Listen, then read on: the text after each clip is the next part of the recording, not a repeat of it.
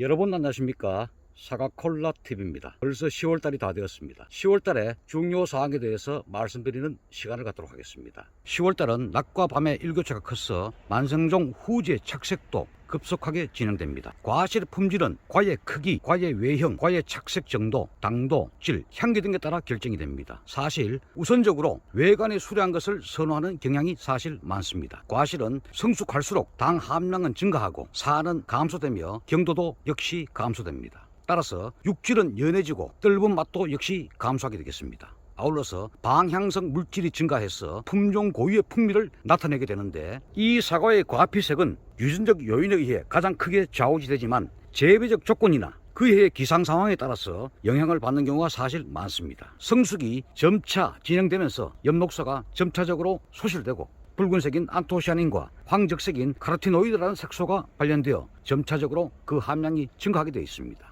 과실의 노화를 최대한 억제하면서 착색률을 증진하는 것이 사과 과실에 대한 착색 증진 방법의 요처라 할 수 있겠습니다. 충분한 햇빛과 당의 공급, 15 내지 20도 내외의 적당한 온도가 착색의 조건이 되겠습니다. 착색의 불량 조건은 질소의 과다 시비, 일조 부족, 아울러서 고온으로 압축할 수 있겠습니다. 과실 수확기까지 토양 수분이 과다하게 되면 질소 흡수가 많아져서 착색이 나쁘게 됩니다. 따라서 수확 20 내지 30일 전부터는 관수를 중단하시는 것이 좋습니다. 상단부의 직립성 도장지나 수간 안쪽에 불필요한 직립성 도장지를 제거해서 수간 내부까지 햇볕이 잘 도달되게끔 하셔야 합니다. 또한 늘어진 주지가 있다면 끈으로 유인을 하시거나 또는 Y자 받침대로 지주를 상향되게 받쳐주는 것이 착색에 더 유리합니다. 반사 필름은 수간 하부나 열매의 하단부까지 햇볕을 들게 해서 전체적으로 착색을 유도하는 작업이 되겠습니다. 따라서 도장지 제거와 잎 작업 후 수확 대략 30일 전후부터 피복하시면 되겠습니다.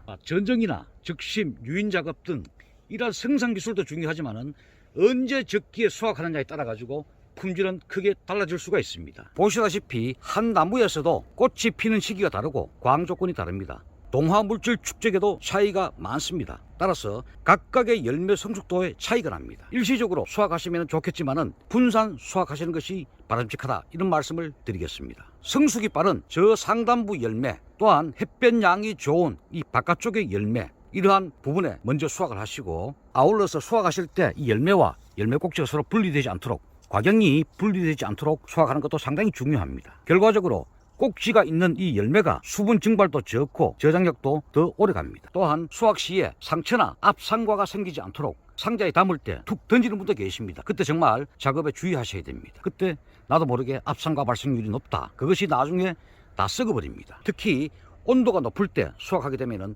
열매의 호흡이 왕성해져서 과육 조직이 연화되어 저장력이 많이 떨어집니다. 따라서 온도가 낮을 때 수확하시는 것이 좋습니다. 아울러서 비가 온 뒤에 수확하게 되면 당 함량이 떨어지게 되고 저장 중 부패율 발생률이 더 높습니다. 현재 비가 온다면 비가 그친 후 대략 2, 3일 후에 수확하는 것이 바람직합니다. 또 수확 후에 가수원에 사과를 방치했을 경우에는 품질이 확실히 떨어집니다. 보통 상자째로 덮어두는 경우가 상당히 많습니다. 그때 낮 온도가 올라가게 되면 이 열매 조직이 연화돼서 저장력이 현저히 약화된다, 이렇게 볼 수가 있겠습니다. 특히 밤에는 급격한 온도 변화가 있기 때문에 저장 중에 내부 갈변 발생 비율도 더 높습니다. 봄에 출고 시에 내부 갈변이 많은 그런 가수원에서는 이러한 요인은 없었는지 다시 검토할 필요가 있습니다. 아울러서 수확 후에 비료를 줄 것이냐 말 것이냐 고민하시는 분들이 상당히 많습니다. 당연하죠. 수확 후 비료 시비의 목적은 무엇이냐? 결과적으로 한 해 동안 소모된 양분을 나무에 보충시켜 주는 것입니다. 다음 해 신초 발생을 위해서 저장 양분의 양을 보충해 주는 것이다, 이렇게 볼 수가 있겠습니다. 토양 시비도 합니다만 제가 봐서는 연면 시비가 그 흡수 속도가 빠르기 때문에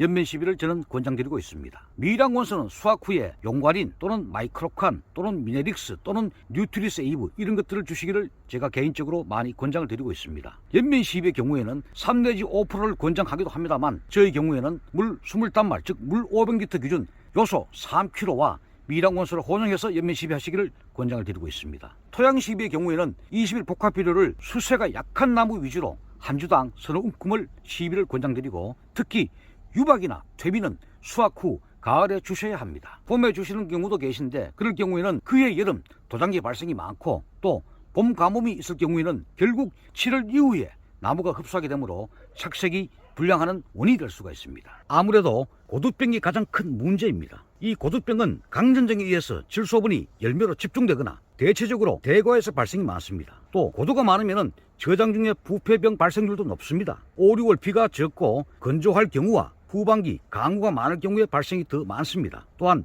이 건건부가 나빠도 칼슘의 흡수가 불량하기 때문에 고두 발생이 더 많이 나타난다, 이렇게 볼 수가 있겠습니다. 현재 이 로얄 후지 14년생 상당히 착과량이 좋고 착색 발련이 서서히 잘 나타나고 있습니다. 이 도장기 제거 작업이 다 끝난 상태입니다. 이래 보시면은 상당히 착과량도 좋고 과비도 양호하다, 이런 생각이 들고 상부나 중부나 하부나 전체의 착색률과 과비대는 상당히 고르게 진행되고 있다, 이렇게 판단이 됩니다. 이 고두병, 즉 버터핏 현상을 억제하기 위해서는 질소와 가리의 과다 시비는 칼슘의 흡수를 방해합니다. 이 토양 중에 칼슘이 많더라도 질소와 가리가 많게 되면 고두병 발생이 현저히 더 많습니다. 따라서 과감히 여러분들이 줄이셔야 합니다. 세력이 강하다면 과감히 무시비도 여러분들이 고려를 하셔야 됩니다. 그러나 미량원소는 반드시 주시기를 권장을 드리겠습니다. 이 칼슘은 생육 초기에 세포 분열이 왕성한 신초나 이 과실에 다량으로 이동 집적이 됩니다. 수세가 강한 나무는 잎과 과실 간에 칼슘의 흡수 쟁탈전이 발생합니다. 과실에 칼슘 축적이 어렵게 됩니다. 그렇기 때문에 적정한 수세 관리가 필요하고 너무 대과가 되지 않도록 착과량을 적당하게 조절 착과시키는 것이 필요하다 할 수 있겠습니다. 이 고두 현상을 경감시키기 위해서는 석회를 토양에 충분히 주는 것이 좋은데 사실 토양 중에서는 지상부로의 이동이 정말 쉽지가 않습니다. 따라서 생육 초기에 관수를 통해 칼슘을 흡수하도록 여러분들이 도와주는 작업이 필요하다, 이렇게 말씀을 드리겠습니다. 물에 타서 찔러주는 플러스 칼슘도 활용해 보시는 것이 좋겠습니다. 그것이 역시 칼슘 관주가 되겠습니다. 5월 하순부터 7월 하순까지 약 70%의 칼슘을 요구하기 때문에 그 기간에 3회 정도 살포하시고 수확 건접기에 1 내지 2회 정도 해서 연간 총 4, 5회 정도 살포하시는 것이 바람직하다, 이렇게 볼 수 있겠습니다. 아울러서 사과의 밀 증상이 큰 문제가 되고 있습니다. 이 밀 증상은 기온의 영향을 많이 받습니다. 보통 기온이 높을 때 또는 수확 시기가 늦었을 때 또는 열매가 클수록 또한 한 과당 이 엽비가 많을수록 또는 일반 대목보다는 M9, M26 작은 외성 대목에서 발생 비율이 높습니다. 홍로 품종에 특히 이러한 밀 증상이 사실 많습니다. 홍로는 주로 대가 위주 생산이기 때문에 우선 과가 큽니다. 또 이 잎의 용적이 큽니다. 따라서 품종 특성적인 면도 있습니다. 다만 이러한 부분도 작용한다, 이렇게 보시면 되겠습니다. 적정한 수세 관리와 초산택 칼슘 연면 시비, 이러한 것들이 밀 증상 예방에 상당히 도움되겠습니다. 문제는 이 밀 증상이 많을수록 내부 갈변도 많다는 것입니다. 과실의 횡단면을 여러분들이 확인하신 후에 저장 기간을 고려하신 것도 좋겠습니다. 밀 증상이 심하게 되면은 저장 기간도 짧게 하셔야 됩니다. 너무 오래도록 저온 창고에 두시면 밀 증상이 더 심해지는 것을 우리가 나중에 알 수가 있습니다. 특히 최종 방제 시에 반드시 칼슘을 살포하도록 제가 적극 권장을 드립니다. 농업은 결과물이 좋아야 됩니다. 학생들로 비유하자면 농산물의 그 결과물을 토대로 서울대학도 가고 고려대학도 갈 수가 있다고 생각이 됩니다. 저녁 가수원에서 사과콜라 TV였습니다.